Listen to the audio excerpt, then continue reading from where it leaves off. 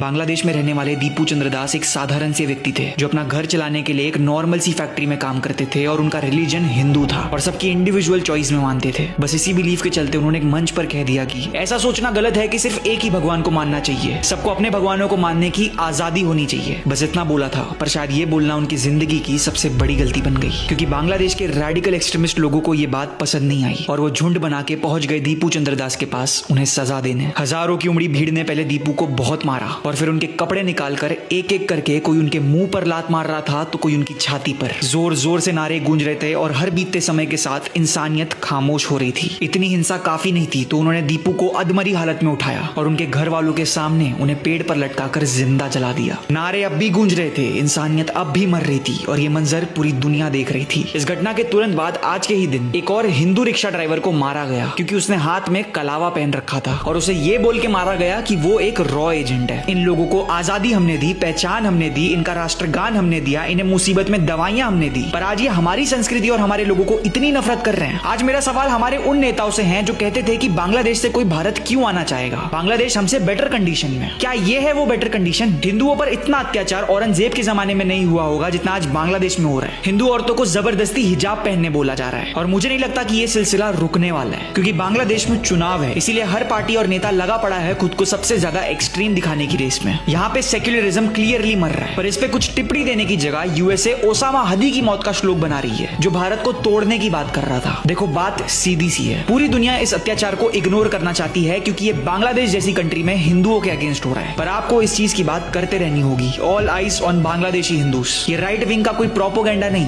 ये हमारे पड़ोस की कड़वी सच्चाई है जो इग्नोर नहीं होनी चाहिए। फॉलो कर दीजिए इंडिया इन लास्ट 24 आवर्स को देश और दुनिया की ऐसी सच्चाई जानते रहने के लिए।